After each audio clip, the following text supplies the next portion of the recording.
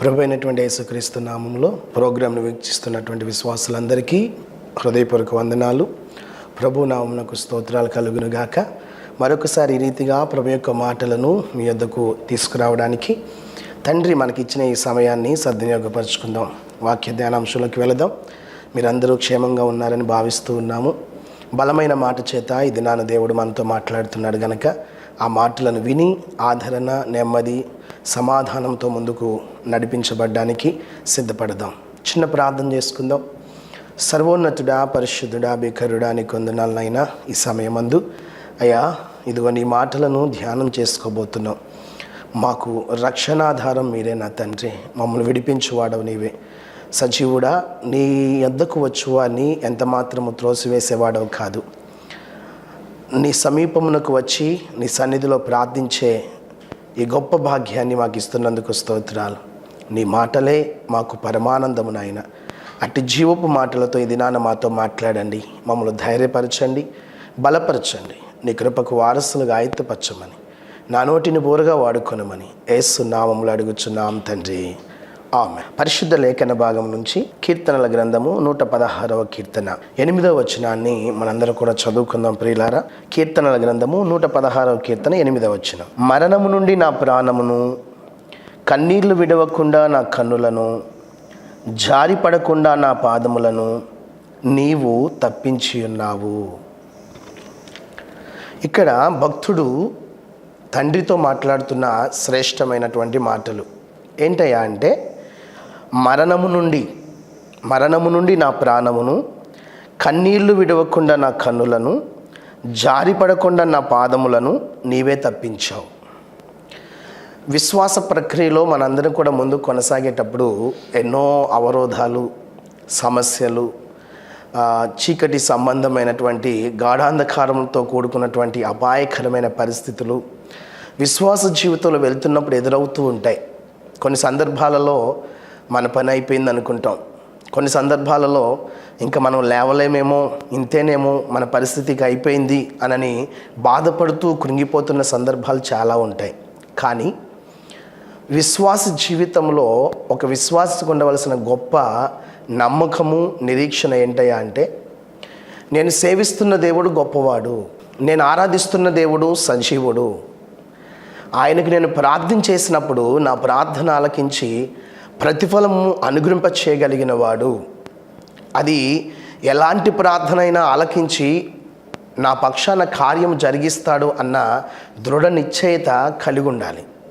అందుకని ఇక్కడ భక్తుడు అంటున్నాడు, మరణకరమైన పరిస్థితులు నన్ను చుట్టుముట్టినప్పుడు, కన్నీళ్ళు సంద్రమై అంటే కన్నీరు ఎప్పుడు కారుతూ ఉండే సందర్భాలు ఎదురైనప్పుడు, నా పాదములు తొట్టిల్లిపోయినాయి, పడిపోతున్నానన్న సందర్భాలలో నా విశ్వాసాన్ని నేను కాపాడుకున్నాను, నా తండ్రి వైపు చూశాను, ఆయనే నన్ను విడిపించాడని గొప్ప సాక్ష్యం పలుకుతున్నాడండి.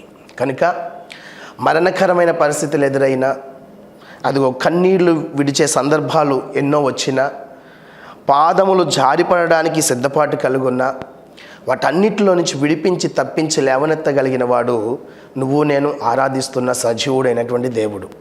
ఒక విశ్వాసి గట్టి నమ్మకం ఉండాలండి. దేవుడు కాపాడుతాడు, నా చుట్టూ ఉంటాడు, నాకే అపాయమును దరిచేరనివ్వడు.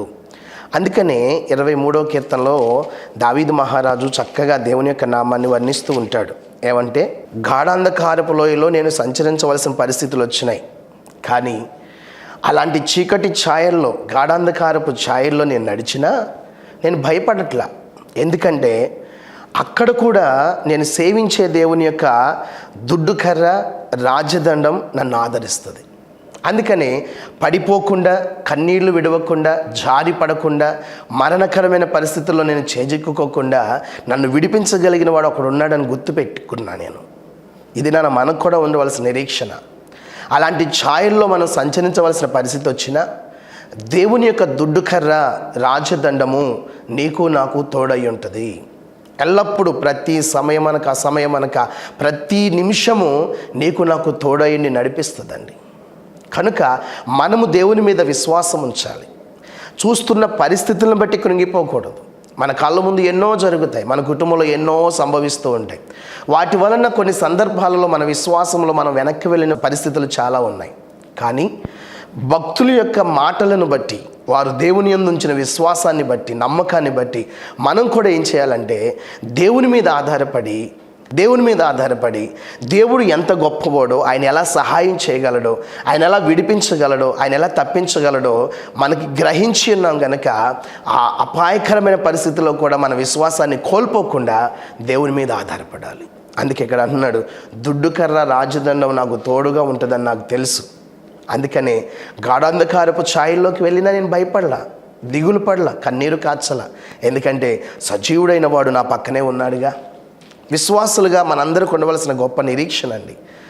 కనుక ప్రతి సందర్భంలో మనల్ని కాపాడుతున్న దేవునికి ఎల్లప్పుడూ కృతజ్ఞత స్తుతులు చెల్లించాలి. అందుకని ఇక్కడ అంటున్నాడు, మరణం నుండి నా ప్రాణాన్ని, కన్నీళ్లు విడవకుండా నా కన్నులను, జారి పడకుండా నా పాదములను ఎవరు తప్పించారంటండి? ఆయనే. ఆయన కాక ఇంకెవరున్నారండి?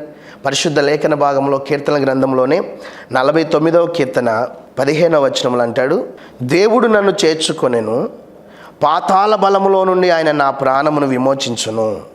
ఎక్కడి నుంచి అంటండి? పాతాళ బలములో నుండి. మనకి శక్తి లేకపోయినా మనం సేవిస్తున్నవాడు గొప్పవాడు గనక ఇందాక అక్కడ మరణము నుండి అన్నాడు, ఇక్కడ అంటున్నాడు పాతాళ బలములో నుండి.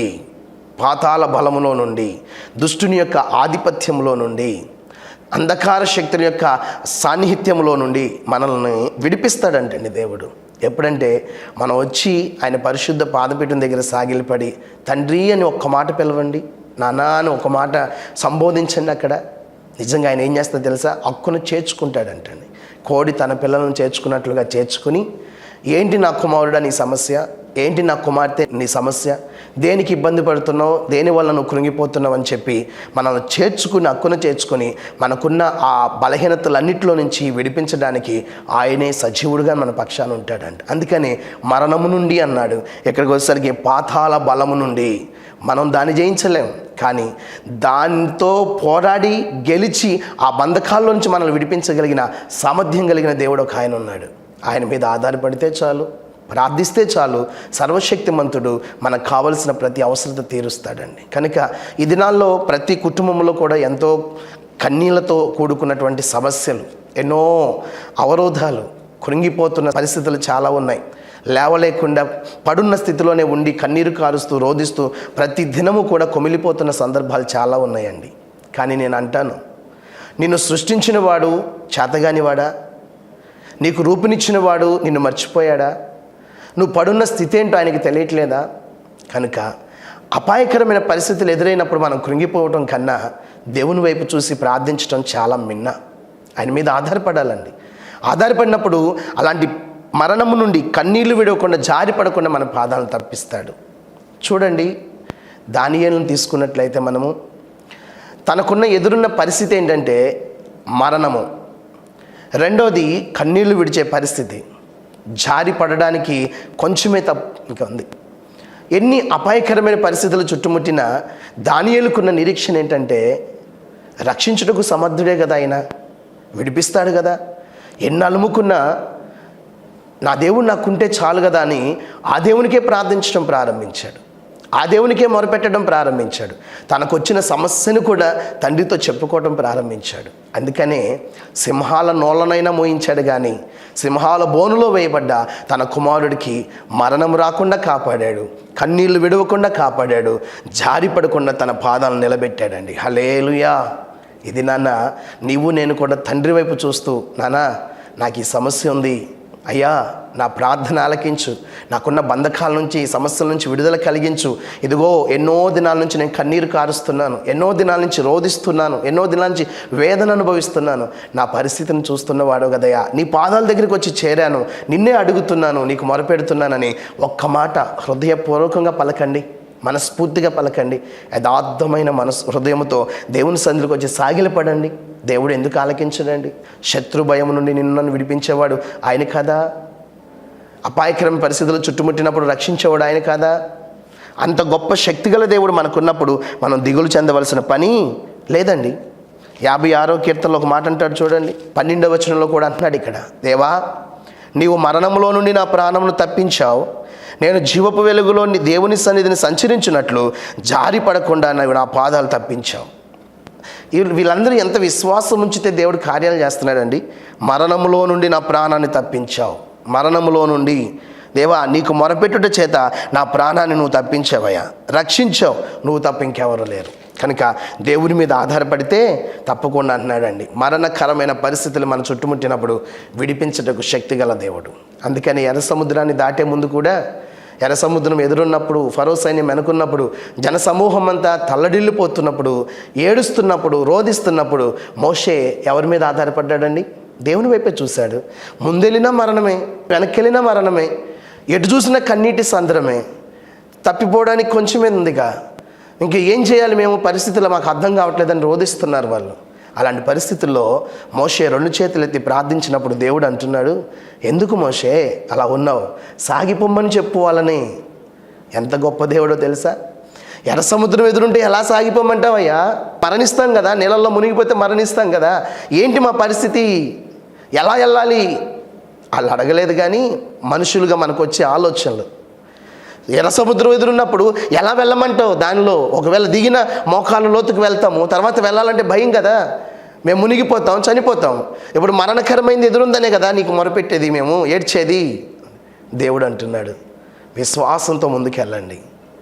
ఆ మాట పలికాడు, వెంటనే ఆయన తూర్పు గాలిని నడిపించి 6 నెలలుగా చేశాడండి. దేవుని స్తోత్రం. సాగిపోమన్నవాడు విడిచిపెట్టేవాడు కాదు. నువ్వు గమ్యం చేరేంత వరకు నిన్ను పట్టుకుని నడిపిస్తూనే ఉంటాడు. మనుషులన్నా విడిచిపెడతారేమో కానీ దేవుడు విడిచిపెట్టాడు. కనుక అపాయకరమైన పరిస్థితుల చేత నీ ప్రాణం తల్లడిల్లుతుందా? మరణకరమైన పరిస్థితులు చుట్టుముట్టినాయండి. ఎవరు తీర్చలేనటువంటి బాధలున్నాయి, ఎవరు స్వస్థత ఇవ్వలేనటువంటి బలహీనతలు ఉన్నాయి, ఎవరు కూడా ఆదరించినటువంటి కుటుంబ సమస్యలు ఉన్నాయి. ఈ దినాన్ని నేను కృంగిపోతున్నానని నీకు నువ్వుగా వేసారిపోతున్నారా? నేనంటాను, నిన్ను కన్నవాడిని గుర్తుపెట్టుకో, నీ కన్న సృష్టికర్తను గుర్తుపెట్టుకో, ఆయన బలవంతుడని గుర్తుపెట్టుకో, నిన్ను విడిపించేవాడని గుర్తుపెట్టుకో, తప్పించేవాడని గుర్తుపెట్టుకో, నిన్ను నడిపించుటకు శక్తి సామర్థ్యం కలిగిన వాడని గుర్తుపెట్టుకో. కనుక మనకున్న పరిస్థితులను చూసి కృంగిపోవద్దు, వాటిని జయించే శక్తినిచ్చే సర్వసృష్టికర్త. అందుకేనంటాడు, దేహాన్ని చంపేవాడికి భయపడమాక, దేహాన్ని పాడు చేసేవాడికి భయపడమాక, దేహానికి అపాయకరమైన పరిస్థితులు కలిగిస్తూ భయాన్ని సృష్టించుతున్న ఆ సృష్టిలో ఉన్నటువంటి ఆ కార్యాలు చూసి భయపడొద్దు. దేహమును ఆత్మను చంపి నరకములో పడివేయగల, ఏదైనా చేయగల సామర్థ్యం కలిగిన దేవునికి భయపడు. ఆయన తప్పకుండా నిన్ను విడిపిస్తాడు. ఆయన మీద నువ్వు ఆధారపడితే, నీకున్నవన్నీ కూడా నువ్వు చెప్పుకుంటే తప్పకుండా దేవుడు విడిపిస్తాడండి. కనుక మరణం ఉంది, కన్నీళ్ళు విడిచే పరిస్థితులు ఉన్నాయి, చుట్టూ అలుముకున్నాయి, అవన్నీ కూడా ఏం చేయాలి? చూడండి 55వ కీర్తన 22వ వచనం, నీ భారం యెహోవా మీద మోపము, ఆయన నిన్ను ఆదుకుంటాడు, నీతిమంతులను ఆయన అన్నాడు కూడా కదలనివ్వడు. మనం చేయాల్సిన పని ఒకటి ఉంది. నీ భారం యెహోవా మీద మోపు, ఆయన నిన్ను ఆదుకునేవాడు, మరణంలో ఆదుకుంటాడు, కన్నీళ్ళు విడవకుండా ఆదుకుంటాడు, నువ్వు పడిపోకుండా ఆదుకునే దేవుడు ఆయన. కనుక మనం చేయాల్సింది ఒకటే, సజీవుడైన దేవునికి మొరపెట్టడం అండి. కన్నీరు కాచే ఆయన సన్నిధిలోకి వచ్చి కన్నీరు కాచి, దేవా ఏంటి నా పరిస్థితి అని భారాన్ని ఆయన మీద మోపండి. తప్పకుండా అన్నాడు, ఆయనే నిన్ను ఆదుకుంటాడు. ఆయన బిడ్డలైనటువంటి నీతిమంతులు ఆయన అన్నాడు కూడా కదలనివ్వడండి. ఎందుకంటే ఆయనే మన పక్షా నుండి. ఆ కింద వచనంలో కూడా అంటాడు 55:22 వచనంలో, దేవా నేను నాశన కోపంలోకి వెళ్ళిపోతాను అనుకున్నాను, నాకు చుట్టుముట్టిన సమస్యలు అనేకములై ఉన్నవి, కానీ నా భారం నీ మీద వేశాను, నన్ను ఆదుకున్నావు. ఇది నేను కళ్ళారా చూస్తుంది ఏంటంటే, నాశన కోపంలో నీవు వారిని పడేశావు, రక్తాపరాధులు వంచకులు సగం కాలమైన బ్రతుకరు, కానీ నేనైతే నీ అందు నమ్మికుంచానయ్యా. దేవుని స్తోత్రం. నమ్మికుంచడం వల్ల ఏంటండి, ఎవరైతే సృష్టిస్తున్నారో సృష్టించిన వారి అపాయాలు సృష్టించిన వారిని పడేస్తున్నాడంట. ఎక్కడ? నాశన కోపములో. అంత శక్తిగల దేవుడు అండి మన దేవుడు. కనుక నువ్వు దేని నిమిత్తం కుములుతున్నావో, దేని నిమిత్తం విచారపడుతున్నావో నాకు తెలియదు, కానీ ఆయన అంటున్నాడు, నీ విచారణ అంతా కొట్టివేసేవాడని నేనే, నీ గాయాలు కట్టువాడని నేనే, నీ సమస్యలన్నిటిలోంచి విడిపించి నీకు నెమ్మది కలిగించి సంపూర్ణమైనటువంటి ఆనందంతో సంతోషంతో నిన్ను ముందుకు నడిపించగలిగిన వాడని నేను ఒక్కడనే అంటున్నాడు. కనుక అలాంటి పరిస్థితుల్లో నుంచి విడిపించడానికి నా దేవుడు సమర్థుడని గుర్తుపెట్టుకో. అందుకని 46వ కీర్తన 10వ వచనంలో అంటున్నాడు, ఓరకుండుడి, నేనే దేవుడిని అని తెలుసుకోండి. అన్ని జనుల్లో నేను మహోన్నతుని అవుతాను, భూమి మీద నేను మహోన్నతుని అవుతా. ఎందుకంటే సైన్యములకు అధిపతి యెహోవా మనకు తోడై ఉన్నాడు, యాకోబు యొక్క దేవుడు మనకు ఆశ్రయమై ఉన్నాడు. అంత గొప్ప శక్తిగల దేవుడు మనకున్నప్పుడు ఎందుకు విచారపడుతున్నావు, బేజారిపోతున్నావు? దేవుని వైపు ఒక్కసారి చూడు. నీ చేతులెత్తి హృదయాన్ని మనసు ఏకం చేసి ప్రభువా అని ఆయన తట్టలా చూసి మాట్లాడు. ప్రియ సహోదరుడా, సహోదరి, ఓరకుండుడి అంటున్నాడు ఆయన. దేవుని సందుకు వచ్చి మొరపెట్టుకున్న తర్వాత ఓరుకో. అన్ని జనుల్లో నేను మహోన్నతుని అవుతా, నేనే దేవుడిని తెలుసుకో. నీకు విడుదల కలగజేసేవాడిని తెలుసుకో. ధైర్యం ఇచ్చి నిన్ను నడిపించగలిగిన వాడిని తెలుసుకో. నీ కార్యములన్నీ సఫలం చేసేవాడని తెలుసుకో. నువ్వు ఎప్పుడైతే కన్నీళ్లతో దేవుని సందుకు వచ్చి ప్రార్థన చేస్తావో, నీ సమస్యలన్నీ చెప్పుకుంటావో, ఒకవేళ మనుషుల దగ్గరికి వెళ్ళి చెప్పుకున్నా ఆయన నీ దగ్గరికి వస్తాడో రాడో నాకు తెలియదు, నీ బంధువులు వస్తారో రాడో నాకు తెలియదు, నీ స్నేహితులు నీ దగ్గరికి వస్తారో నాకు తెలియదు, కానీ నాకు తెలిసిన ఒక విషయం చెప్తాను. నీకున్న అపాయకరమైన పరిస్థితులు చుట్టుముట్టినప్పుడు, మరణకరమైనవి, నాశన కోపములు, కన్నీళ్లు విడిచే సందర్భాలు ఎదురైనప్పుడు, దేవుడు సజీవుడని, నీ దేవుడై ఉన్నాడని ఆయన దగ్గరికి వచ్చి ప్రార్థన చేయి. కన్నీరు కాచు, రోధించు. తప్పకుండా మనుషులు ఎవరు రాకపోయినా, ఈ లోకంలో ఎవరు నిన్ను ఆదరించకపోయినా, నీ కన్నీటి చూసిన వాడు నిన్ను ఓదార్చడానికి, ఆదరించడానికి ఏం చేస్తాడో తెలుసా? 59వ కీర్తన 9-10 వచనాలు. అయ్యా, నాకున్న పరిస్థితులను బట్టి భక్తుడు అంటున్నాడు అక్కడ ఏమనంటే, నా బలమా నీ కొరకు నేను కనిపెట్టుకొనిచున్నాను. నా ఉన్నతదుర్గమైన దేవుడవు నీవే కదా, నీ కొరకు నేను కనిపెడుతున్నానని ఎప్పుడైతే ప్రార్థన చేశాడో, నా దేవుడు తన కృపతో నన్ను కలుసుకున్నాడు. నా కొరకు పొంచి ఉన్న వారికి సంభవించిన దాన్ని దేవుడు నాకు చూపించాడు. హల్లెలూయా! ఎంత గొప్ప ఆశీర్వాదం అండి. నువ్వు చూసి భయపడుతున్న వాటిని అలా పెట్టుకుని భయపడిపోతూ ఉంటే కుదరదు. వాటిని దేవునికి అప్పగించు. నా బలమా నీ కొరకు నేను కనిపెడుతున్నా, నువ్వు ఆలకించేవాడవని, ఆదరించేవాడవని, నా కార్యాలు సఫలపరిచేవాడవని నీ తట్టు నేను చూస్తున్నానయ్యా, నా కార్యములు సఫలపరచవని ఒక్క మాట అంటే దేవుడంట మనుషులు ఎవరు కలుసుకోకపోయినా తన కృపతో దేవుడు నన్ను కలుసుకుంటాడు. హల్లెలూయా! విశ్వాసంతో ప్రార్థన చేస్తే దేవుడు తప్పకుండా కలుసుకుంటాడండి. నా కొరకు పొంచి ఉన్న వారికి అంటే ఏ అపాయమైతే నా దగ్గర తీసుకొచ్చి నన్ను భయపెట్టాలనుకున్నారో వాటన్నిటినీ దూరపరచడానికి దేవుడు అంటున్నాడు, వారికి సంభవించిన దాన్ని నా కన్నులకు చూపించాడు ఆయన. అంటే మన పక్షాన్ని నిలబడేవాడు ఎంత గొప్పడో తెలుసా? నీ దగ్గరికి వస్తాడు, కన్నీరు విడుస్తూ చూస్తాడు. నా బిడ్డ యొక్క కన్నీటి నాట్యంగా మార్చాలనుకుంటాడు ఆయన.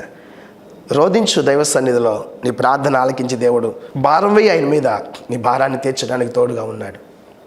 కనుక పిలిచినప్పుడు పలికే దేవుడు బలవంతుడు, శక్తిమంతుడు, మన దేవుడు కనుక ఆయన తట్టు నువ్వు చూస్తే తప్పకుండా ఏం చేస్తాడంట? ఆయనే కోటగా ఉంటాడండి మరణకరమైన పరిస్థితుల్లో. 61వ కీర్తన మొట్టమొదటి వచనం నుంచి అంటాడు, దేవా నా మొర ఆలకించు, నా ప్రార్థనకు చెవియొగ్గయ్యా, నా ప్రాణం తల్లడిల్లగా భూ దిగంతముల నుండి నీకు మొరపెట్టుచున్నాను. నేను ఎక్కలేనంత ఎత్తైన కొండపైకి నన్ను ఎక్కించు ప్రభువా. నీవు నాకు ఆశ్రయముగా ఉన్నావు కదా, శత్రువులు ఎదుట బలమైన కోటగా ఉన్నావు కదా.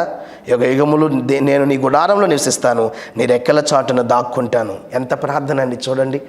ఎదురైన పరిస్థితులను బట్టి మరి భక్తుడు కూడా, దావీదు కూడా అంటున్నాడు, అయ్యా నా ప్రాణం తల్లడిల్లుతున్నప్పుడు భూదిగంతముల నుండి మొరపెడుతున్నా. అంటే ఎవరి వైపు నేను చూడట్లా, నాకెందుకు వచ్చింది ఆ పరిస్థితి అంటే దాని నుంచి విడిపించగలిగిన వాడు నువ్వే కనుక నీకే ప్రార్థన చేస్తున్నా. నువ్వు చూస్తావు, తప్పకుండా విడిపిస్తావు, నా దగ్గరికి వస్తావు, నేను నమ్ముకున్న వాడిని ఎన్నడూ విడిచిపెట్టేవాడు కాదయ్యా అని దావీదు ఏం చేశాడంటే దేవుని మీద ఆధారపడ్డాడండి. తప్పకుండా దేవుడు ఏం చేశాడంటే కలుసుకున్నాడు, కృపతో కలుసుకున్నాడు. తల్లడిల్లిన ప్రాణాన్ని, సొమ్మసిల్లిన ప్రాణాన్ని, అలసిపోయిన ప్రాణాన్ని సంతోషంతో నింపగలిగిన సామర్థ్యం కలిగిన దేవుడు అండి. ప్రియ సహోదరుడా, సహోదరి, ఇది దేవుడు నాతో మాట్లాడుతున్నాడు. మరణకరమైన పరిస్థితులు చుట్టుముట్టినప్పుడు, నీ కుటుంబంలో అపాయకరమైన పరిస్థితులు ఉన్నప్పుడు, వేదన, రోదన, శోధన నిన్ను వెంటాడుతున్నప్పుడు, ఇదిగో ఎక్కడికి వెళ్తున్నావు, ఎవరిని ఆశ్రయిస్తున్నావు, ఎవరి దగ్గరికి వెళ్ళి విన్నవించుకుంటున్నావు? నీ దేవుడు సజీవుడు అని గుర్తుపెట్టుకుంటున్నావా? నీ దేవుడు బలవంతుడని గుర్తుపెట్టుకుంటున్నావా? ఆయన వైపు చూసి సాగిలపడి ప్రార్థన చేసి నన్ను విడిపించే గొప్ప దేవుడు అని ఆయన సముఖంలో నువ్వు కన్నీరు కాచి అడగలుగుతున్నావా? అడిగితే తప్పకుండా ఇస్తాడండి, తప్పకుండా ఇస్తాడు. పరిశుద్ధాత్మ దేవుడు మామూలుగా మాట్లాడండి మనతో. నువ్వు నిజంగా దేవుని యొద్దకు వచ్చి ఆయన మీద ఆధారపడితే, నిజంగా ఆయన తట్టు చూడగలిగితే ఎందుకు కార్యాలు చేయడండి మన దేవుడు? ఎందుకు కార్యాలు చేయడు? నిత్యముగా దేవాది దేవుడు మనకు తోడై ఉంటాడండి, ఆశ్రయదుర్గంగా ఉంటాడు, ప్రతిఫలం ఇస్తాడండి, ప్రతిఫలం ఇస్తాడు. అందుకని మత్తయి సువార్త 7వ అధ్యాయంలో అంటున్నాడు, ప్రభువా ప్రభువా అని పిలిచినంత మాత్రం కాదు, కానీ దేవుని చిత్త ప్రకారం చేస్తే తప్పకుండా దేవాది దేవుడు నీ పట్ల నా పట్ల ఏం చేస్తాడంట? గొప్ప కార్యాలు. 7వ అధ్యాయం 7వ వచనం అంటున్నాడు, అడగండి, వెదకండి, తట్టండి, అడిగే ప్రతివానికి ఇస్తా, వెదికే ప్రతివానికి దొరుకుతా, తట్టే ప్రతివానికి తీస్తా. అక్కడ ఒక బోధ చెప్పాడు. ఏ మనుషుడైనా తన కుమారుడు తన రొట్టెని అడిగితే రాతినిస్తాడా? చేపను అడిగితే పామిస్తాడా? మీరు చెడ్డవారయ్యుండి కూడా మీ పిల్లలకు మంచి ఎరిగి ఉండగా పరలోకమందున్న తండ్రి తన్ను అడుగు వారికి ఏమడుగుతున్నావు? లాభం ఏదైనా ఉంటే మామూలుగా అడగం, కానీ చుట్టుముట్టినటువంటి పరిస్థితులను బట్టి నీ దేవుడు శక్తి గలవాడని ఎందుకు గుర్తించలేకపోతున్నావు? అందుకని అంటున్నాడు ఇక్కడ, పరలోకమందున్న తండ్రి తన్ను అడుగు వారికి అంతకంటే ఎంతో నిశ్చయముగా మంచీవులు ఇస్తాడుగా. మరణం నుండి తప్పిస్తాడు, కన్నీళ్ళు విడవకుండా కాపాడుతాడు, జారి పడకుండా నీ పాదాలు తప్పిస్తాడు. అన్నీ ఇచ్చే దేవుడు ఆయన, అన్నీ ఇచ్చే దేవుడు. కనుక ఏం చేయాలంట? దేవాది దేవుని యందు నిలబడి ఉండాలండి, ప్రార్థన చేయండి, ఆయన తట్టు చూడండి. ఎన్ని సమస్యలున్నా సమస్యల్లో దేవుని వైపు చూడమే మన పని. శ్రమ దినాన కృంగిపోకూడదు సుమా. కృంగేమా చేతగాని వాళ్ళం అవుతాం, మన దేవుడిని కూడా చేతగాని దేవుడిలాగా చేస్తాం. కానీ నిన్ను చుట్టుముట్టిన అపాయకరమైన పరిస్థితులను జయించాలంటే లోకాన్ని జయించిన ఒక వీరుడు ఉన్నాడు, ఆయనే నీనా తండ్రిని గుర్తెరుగు, ఆయన మీద ఆధారపడు, ఆయన తట్టు చూడు. తప్పకుండా దేవాది దేవుడు మన కన్నీటిని నాట్యంగా మారుస్తాడు. నిజమేనండి, దేవుని సంధికి వచ్చి మొరపెడితే ఆయన తప్పకుండా నీనా అవసరతలు తీర్చగలిగిన సామర్థ్యం కలిగిన దేవుడు. ఎంత గొప్ప దేవుడో తెలుసా? నీ మనస్సును, నీ హృదయాన్ని, నీ ఆత్మను ఆయన మీద నిలుపు. తప్పకుండా నువ్వు చేసిన ప్రార్థన బట్టి దేవాది దేవుడు నీ అవసరతలన్నీ తీర్చడానికి తోడుగా ఉన్నాడు. ఎవ్వరు విన్నా వినకపోయినా, ఎవరు వచ్చినా రాకపోయినా ఆయన మాత్రం నీ దగ్గరికి వస్తాడు, నీ ప్రార్థన ఆలకిస్తాడు, నేనున్నాను అని అభయం ఇస్తాడు. ఆయన ద్వారా గొప్ప కార్యాలు మన కుటుంబంలో జరిగిస్తాడు. అట్టి నమ్మకం, నిరీక్షణ నీకుంటే లోకం మీద, లోక మనుషుల మీద ఆధారపడే నీ మనసును దేవుని మీద తిప్పు. నీకున్న బంధకాలన్నింటిలోంచి దేవుడు విడిపించి ఉన్నతమైన స్థానంలో నిన్ను కూర్చోబెడతాడు. ఈ మాటలు నిన్ను ధైర్యపరిస్తే 2 చేతులు దేవుని తట్టు చాపి, ప్రభువా నాకున్న భారాన్ని తొలగించని ఇప్పుడే తండ్రి వైపు చూస్తూ ప్రార్థన చేయి. నీ కోరికలన్నీ దేవుడు సఫలపరచునుగాక. ఆమేన్, ఆమేన్. చిన్న ప్రార్థన చేసుకుందాం. ఆశ్చర్యకరుడు, ఆలోచనకర్త, బలవంతుడా, నీకు వందనాలు నాయనా. ఈ దినము నా తండ్రి నీ వైపు చూస్తూ, నీ మీద ఆధారపడుతూ, నీవే శక్తి గలవాడవని, నువ్వే బలవంతుడవని, విడిపించువాడవని, ఇంకో నా ప్రభువా నిరీక్షణతో ఎదురు చూసే భాగ్యాన్ని మాకు ఇవ్వండి. అయా చంచలమైన మనసు మాలోంచి తీసివేయండి. అక్కడో కొంతసేపు, ఎక్కడో కొంతసేపు కాకుండా నిజమైన రక్షకుడు అని నిత్యము నీతోనే ఉంటున్నా నీ మీద మా భారాన్ని వేస్తూ, మా సమస్యలను నీతో చెప్పుకునే భాగ్యాన్ని మాకు ఇవ్వండి. నువ్వు విడిపించువాడవని, తప్పించువాడని గ్రహించిన మేము నీ ఎదుట సాగిలపడి నీ ఎదురు నుండి ఆశీర్వాదాలు పొందుకునేట్లు కృప చూపించమని వింటున్న మేమందరం కూడా ఈ మాటల వల్ల బలం పొందుకుని నీ వైపు చూసే ధన్యతనిచ్చి ప్రతి విషయంలో నిన్ను అడుగుతున్న ప్రభు నీ ద్వారా గొప్ప కార్యాలు పొందుకోవడానికి కృప చూపించమంటూ, మా విశ్వాసాన్ని పెంపొందింప చేయమంటూ యేసు నామములో అడిగి వేడుకొనుచున్నాము తండ్రి. Amen, amen, amen. తండ్రి, కుమార, పరిశుద్ధాత్మ త్రియేక దేవుని యొక్క అన్యోన్య సహవాసం, ఆయన ప్రేమ వాత్సల్యతలు మనకు, మన కుటుంబాలకు ఇప్పుడు ఎప్పుడు సదాకాలం యుగ సమాప్తి వరకు తోడైన ముందుకు నడిపించునుగాక. Amen, amen, amen. అందరికీ వందనాలు. నిన్ను కాపాడువాడు కునుకడు, నిన్ను ప్రేమించు యేసు నిదురపోడెన్నడు. నిన్ను కాపాడువాడు కునుకడు, నిన్ను ప్రేమించు యేసు నిదురపోడెన్నడు. నీ భారము వహించు యేసు, నీ కొరకై మరణించె చూడు. నీ భారము వహించు యేసు, నీ కొరకై మరణించె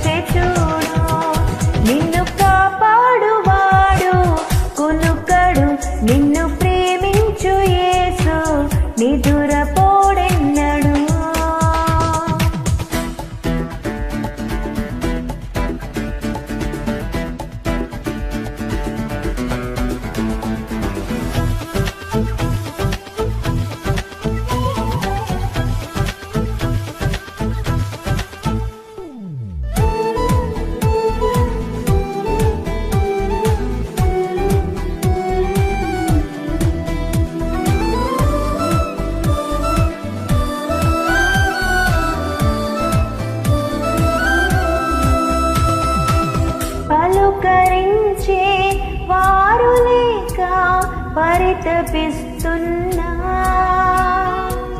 కనికరించే వారు లేక కుమిలిపోతున్నా,